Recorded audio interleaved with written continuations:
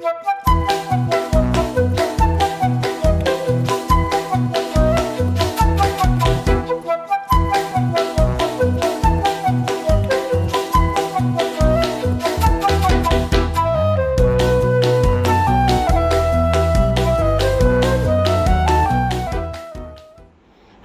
ನಮಸ್ಕಾರ, ಬನ್ನಿ ನಮ್ಮ ಬೆಳ್ಳಿ ಗುಂಡೂಸ್ ಕಿಚನ್ಗೆ. ಇವತ್ತು ನಾವು ಒಂದು ಹೆಲ್ದಿ ಆಗಿರೋವಂಥ ಬ್ರೇಕ್ಫಾಸ್ಟ್ ಮಾಡೋಣ.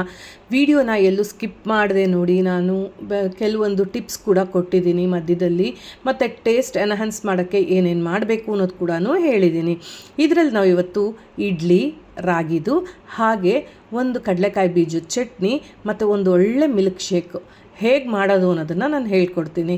ಬನ್ನಿ ಹಾಗಾದರೆ ಮೊದಲಿಗೆ ಈ ಒಂದು ರೆಸಿಪಿಗೆ ಏನೇನು ಬೇಕು ಅನ್ನೋ ಇಂಗ್ರೀಡಿಯೆಂಟ್ಸ್ನ ಲಿಸ್ಟನ್ನ ಹೇಳ್ತೀನಿ. ಮೊದಲಿಗೆ ಇಡ್ಲಿ ಮಾಡ್ಕೊಳ್ಳೋದಕ್ಕೆ ಇದು ನೋಡಿ, ನಾನು ಉದ್ದಿನ ಬೇಳೆ ತೊಗೊಂಡಿದ್ದೀನಿ. ಉದ್ದಿನ ಬೇಳೆ ಆದರೂ ತೊಗೋಬೋದು, ಉದ್ದಿನ ಕಾಳಾದರೂ ತೊಗೋಬೋದು, ಯಾವುದಾದ್ರೂ ತೊಗೋಬೋದು. ಉದ್ದಿನ ಬೇಳೆಗೆ 1 ಕಪ್ಪು, ಹಾಗೆ 1 ಕಪ್ಪು ಇಡ್ಲಿ ಅಕ್ಕಿ ಅಥವಾ ದೋಸೆ ಅಕ್ಕಿ ಅಥವಾ ರೇಷನ್ ಅಕ್ಕಿ ಯಾವುದಾದ್ರೂ ಸರಿ, ಆ ಥರ ಒಂದು ಅಕ್ಕಿ ತೊಗೊಂಡು ನೀಟಾಗಿ ಒಂದು 3-4 ಸತಿ ಚೆನ್ನಾಗಿ ತೊಳೆದ್ಬಿಟ್ಟು ಇದನ್ನು ನೆನೆ ಇಟ್ಕೋಬೇಕು. ನಾವು ಒಂದು 4ರಿಂದ 5 ಗಂಟೆ ಕಾಲ ಇದು ಚೆನ್ನಾಗೇ ನೆನಿಬೇಕು. ಸೊ ಹಾಗಾಗಿ ಇದು ನೋಡಿ, ಇವಾಗ ನಾನು ತೊಳ್ಕೊಂಡಿದ್ದೀನಿ. ಇದನ್ನು ನೀರು ಹಾಕಿಬಿಟ್ಟು ನೆನೆಯೋಕ್ಕೆ ಇಟ್ಬಿಡೋಣ.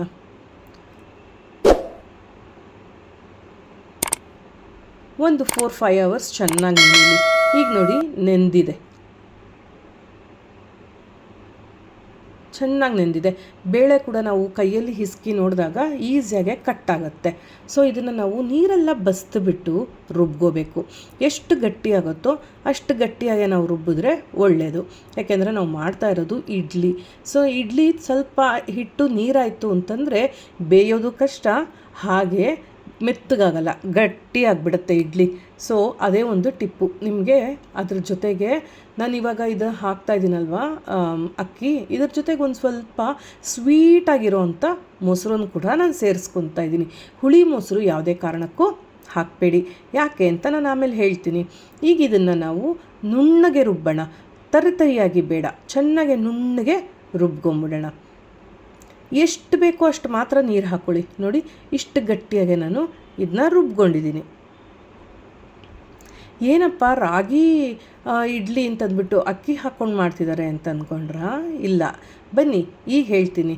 ರಾಗಿ ಹಿಟ್ಟು ಕೂಡ ನಾವು ತೊಗೊಂಡಿದ್ದೀವಿ. ನೋಡಿ, ರಾಗಿ ಹಿಟ್ಟು 2 ಕಪ್ ಹಾಕ್ಕೊತೀನಿ. ನಾನು ಯಾವ ಕಪ್ಪಲ್ಲಿ ಅಳತೆ ಮಾಡಿ ಅಕ್ಕಿ ಮತ್ತು ಉದ್ದಿನ ಬೇಳೆ ತೊಗೊಂಡಿದ್ದೀನಿ ಅದೇ ಅಳತೆಯಲ್ಲಿ 2 ಅಳತೆ ನಾನು ರಾಗಿ ಹಿಟ್ಟು ಹಾಕ್ತಾಯಿದ್ದೀನಿ. ನಾನು ರಾಗಿ ಕಾಳನ್ನ ಯೂಸ್ ಮಾಡಿಕೊಂಡು ಹೇಗೆ ಮಾಡೋದು ಅಂತ ಆಲ್ರೆಡಿ ಹಾಕಿದ್ದೀನಿ. ಇವಾಗ ನೋಡಿ, ಇದು ನಾವು ಎಷ್ಟು ಗಟ್ಟಿ ಇದೆ ಅಂತ ನೋಡಿಕೊಂಡು ಆಮೇಲೆ ರಾಗಿ ಹಿಟ್ಟಿಗೆ ನೀರು ಬೆರೆಸ್ಕೋಬೇಕು. ಹಿಟ್ಟನ್ನು ಡೈರೆಕ್ಟಾಗಿ ನಾವು ಇದಕ್ಕೆ ಅಕ್ಕಿದು ನಾವು ಮಾಡಿ ಇಟ್ಕೊಂಡಿದ್ದೀವಲ್ಲ ಅದಕ್ಕೆ ಹಾಕಬಾರ್ದು. ಈಗ ರುಚಿ ನೋಡಿಕೊಂಡು ನಮಗೆ ಎಷ್ಟು ಬೇಕಾಗತ್ತೆ ಅಂತ ಅಂದಾಜಿರುತ್ತೆ ಅಲ್ಲ, ಆ ಅಳತೆಯಲ್ಲಿ ನಾವು ಉಪ್ಪು ಹಾಕ್ಕೋಬೇಕು.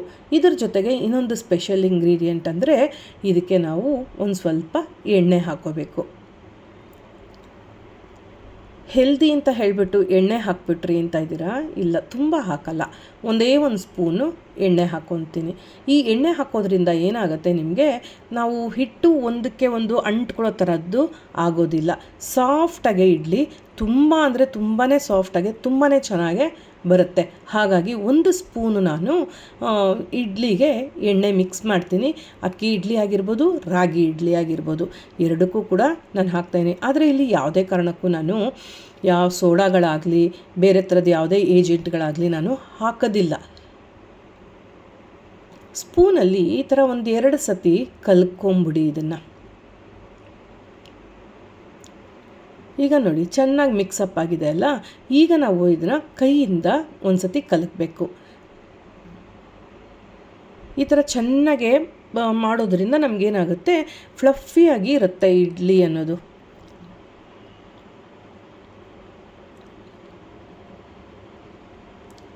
ಇದು ಫರ್ಮೆಂಟೇಷನ್ಗೆ ನಾವು ಬಿಟ್ಬಿಡೋಣ. ನಾನು ಇವಾಗ ಇದಕ್ಕೆ ಕ್ಲಿಂಗ್ ಶೀಟ್ ಹಾಕ್ತಾಯಿದ್ದೀನಿ. ಮುಚ್ಚಲಾಬೇಕಾದ್ರೂ ಮುಚ್ಚಿ ಇಡ್ಬೋದು. ಕ್ಲಿಂಗ್ ಶೀಟ್ ಹಾಕೋದ್ರಿಂದ ಉಪಯೋಗ ಏನಪ್ಪ ಅಂದರೆ ಅದು ಉಕ್ಕಿದ್ರೂ ಕೂಡ ಹೊರಗೆ ಬರಲ್ಲ, ಅಲ್ಲೇ ಪಾತ್ರೆ ಒಳಗೆ ಇರುತ್ತೆ. ಸೊ ನಾನು ಹಾಗಾಗಿ ಇಡ್ಲಿಗಾಗಲಿ ದೋಸೆಗಾಗಲಿ ಈ ಥರ ಕ್ಲೀನ್ ಶೀಟ್ನೇ ಯೂಸ್ ಮಾಡೋದು. ನೋಡಿ ಮಾಡಿ ಇಟ್ಬಿಟ್ಟಿದ್ದೀನಿ. ಈಗ ನಾಳೆ ಬೆಳಗ್ಗೆ ನಾನು ತೋರಿಸ್ತೀನಿ ಹೇಗಿದೆ ಅಂತ. ನೋಡಿ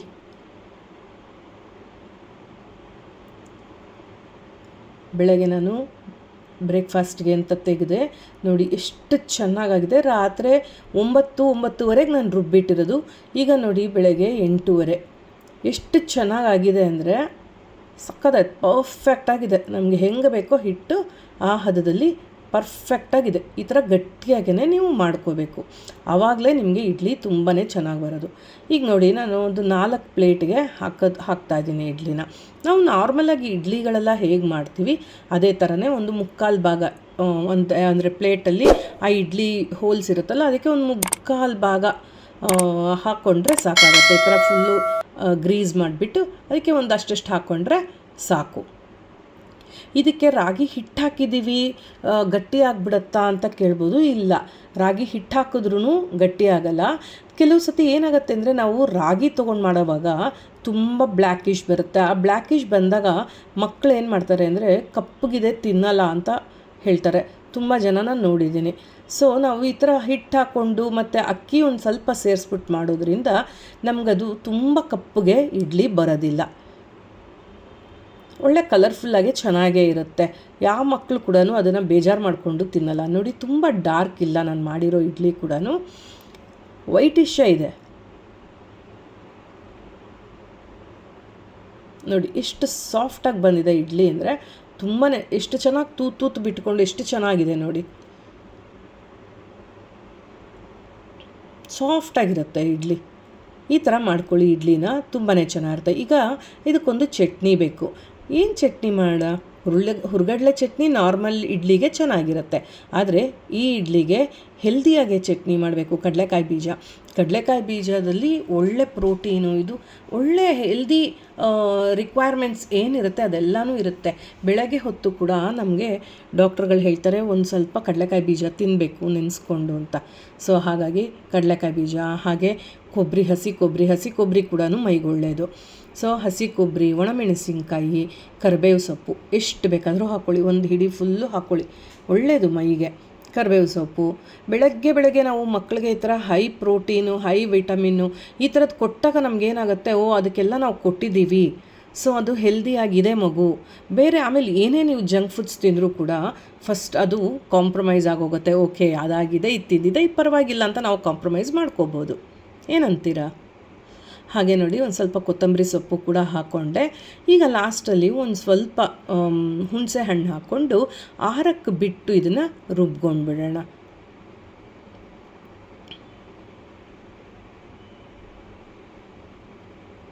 ತುಂಬ ಅಂದರೆ ತುಂಬಾ ಟೇಸ್ಟಿಯಾಗಿರುತ್ತೆ. ನಾವು ಬೆಳ್ಳುಳ್ಳಿ ಹಾಕಲೇಬೇಕು ಇದೆಲ್ಲ ಟೇಸ್ಟಿಯಾಗಿ ಆಗೋದಕ್ಕೆ, ಈರುಳ್ಳಿ ಸೇರಿಸಲೇಬೇಕು ಅನ್ನೋದು ಖಂಡಿತ ಏನೂ ಇಲ್ಲ. ಅದು ಇಲ್ದಿರನೂ ಕೂಡ ತುಂಬಾ ಚೆನ್ನಾಗಿರುತ್ತೆ. ಈಗ ನೋಡಿ ಎಷ್ಟು ಬೇಕೋ ಅಷ್ಟು ನೀರು ಹಾಕ್ಕೊಂಡು ರುಬ್ಕೊಳ್ಳೋಣ. ತುಂಬ ನೀರಾಗೆ ಮಾಡ್ಕೋಬಾರ್ದು, ಸ್ವಲ್ಪ ಗಟ್ಟಿಯಾಗಿ ಮಾಡ್ಕೊಳ್ಳಿ.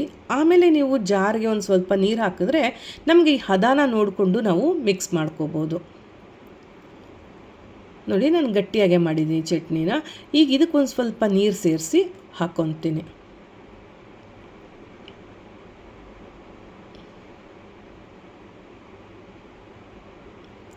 ನಾ ಹೇಳಿದ್ನಲ್ಲ ಹದ ನೋಡಿಕೊಂಡು ಹಾಕ್ಕೋಬೇಕು ಯಾವತ್ತೂ ಆಗಲಿ. ಈಗ ನೋಡಿ ಒಂದು ಒಗ್ಗರಣೆ ಕೊಡೋಣ. ಈಗ ಒಂದು ಸ್ವಲ್ಪ ಇಂಗು, ಸಾಸಿವೆ, ಉದ್ದಿನಬೇಳೆ ಹಾಕಿ ಕಡಲೆಬೇಳೆ ಹಾಕಬೇಡಿ. ಉದ್ದಿನಬೇಳೆ ಹಾಕಿದ್ರೆ ಚಟ್ನಿಗೆ ತುಂಬಾ ಟೇಸ್ಟಿಯಾಗಿರುತ್ತೆ. ಇದಿಷ್ಟು ಆಗೊತ್ತಲು ಆರಿಸ್ಕೊಂಬಿಡಿ ಸ್ಟವ್ನ. ಆರಿಸ್ಕೊಂಡು ಆಮೇಲೆ ಒಣಮೆಣಸಿನ್ಕಾಯಿ, ಹಾಗೆ ಒಂಚೂರು ಕೊತ್ತಂಬರಿ, ಕರಿಬೇವು ಸೊಪ್ಪು. ಈಗ ನೋಡಿ ಇದು ಒಗ್ಗರಣೆ ಇದಕ್ಕೆ ಕೊಟ್ಬಿಡೋಣ. ತುಂಬಾ ಟೇಸ್ಟಿಯಾಗಿ ಇರುತ್ತೆ. ಈಗ ಇದು ಮಾಡಿದ್ವಲ್ಲ, ಈಗ ಇದನ್ನು ಚೂರು ಟೇಸ್ಟ್ ಎನ್ಹಾನ್ಸ್ ಮಾಡೋಣವಾ? ಏನು ಮಾಡಿ ಅಂದರೆ ಸ್ವಲ್ಪ ಅಚ್ಕಾರದ ಪುಡಿ ತೊಗೊಳ್ಳಿ, ಒಂಚೂರು ನೀರು ಹಾಕಿ ಮಿಕ್ಸ್ ಮಾಡಿ ಅಥವಾ ಆಯಿಲ್ ಹಾಕಿ ಮಿಕ್ಸ್ ಮಾಡಿ ಅದನ್ನು ಈ ಚಟ್ನಿಗೆ ಈ ಥರ ಹಾಕ್ಕೊಳ್ಳಿ. ಘಾಟ್ ಬರಲ್ಲ, ಖಾರ ಬರಲ್ಲ, ಆದರೆ ಒಂಥರ ಟೇಸ್ಟು ಎನ್ಹಾನ್ಸ್ ಮಾಡುತ್ತೆ. ಒಂದು ಸತಿ ಈ ಥರ ಮಾಡ್ಕೊಂಡು ನೋಡಿ. ಈಗ ಒಂದು ಒಳ್ಳೆ ಮಿಲ್ಕ್ ಶೇಕ್ ಮಾಡೋಣ ಬನ್ನಿ. ನಾನು 2 ಪಚ್ಚ ಬಾಳೆಹಣ್ಣು ಇಟ್ಕೊಂಡಿದ್ದೀನಿ.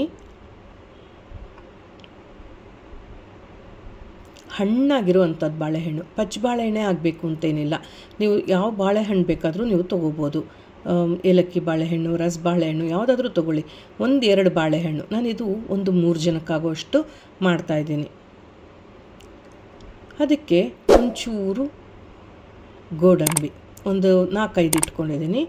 ಗೋಡಂಬಿ ಪಿತ್ತ ಅಂತಾರೆ, ಸೊ ಹಾಗಾಗಿ ನಾನು ತುಂಬ ಹಾಕಿಲ್ಲ.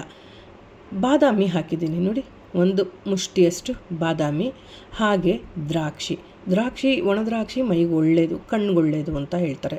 ಸೊ ಹಾಕ್ಕೊಂಡು ಇದ್ರ ಜೊತೆಗೆ ಡೇಟ್ಸ್, ಖರ್ಜೂರ, ಅದ್ರ ಒಳಗಡೆ ಇರುವಂಥ ಬೀಜ ತೆಕ್ಕೊಂಬಿಟ್ಟು ಅದನ್ನು ಹಾಕ್ತಾಯಿ. ನಾನು ಇದಕ್ಕೆ ಸಕ್ಕರೆ ಆಗಲಿ ಬೆಲ್ಲ ಆಗಲಿ ಇದೆಲ್ಲ ಆ್ಯಡ್ ಮಾಡಲ್ಲ.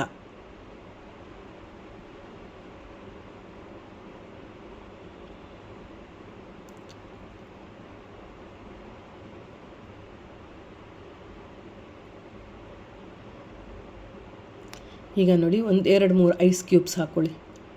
ಕೂಲಾಗೆ, ಸಮ್ಮರಲ್ಲ, ಕೂಲಾಗೆ ಚೆನ್ನಾಗಿರುತ್ತೆ. ಈಗ ಇದನ್ನ ಚೆನ್ನಾಗಿ ಮಿಕ್ಸಿ ಹಾಕ್ಕೊಂಬಿಟ್ಟು ನುಣ್ಣಗೆ ರುಬ್ಕೊಂಡ್ಬಿಡಿ. ಹಾಲು ಸೇರಿಸ್ಕೊಳ್ಳಿ. ಇದಕ್ಕೆ ಹಾಲು ಸೇರಿಸ್ಕೊಂಬಿಟ್ಟು ಚೆನ್ನಾಗಿ ನುಣ್ಣಗೆ ಮಿಕ್ಸಿ ಮಾಡ್ಕೊಂಡ್ಬಿಡಿ.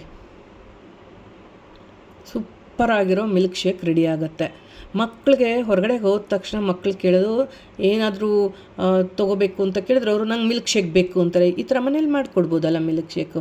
ನೋಡಿ, ಈಗ ಹೆಲ್ದಿಯಾಗಿರೋವಂಥ ರಾಗಿ ಇಡ್ಲಿ, ಅದ್ರ ಜೊತೆ ಒಂಚೂರು ಚಟ್ನಿ, ಹಾಗೆ ಮಿಲ್ಕ್ ಶೇಕ್.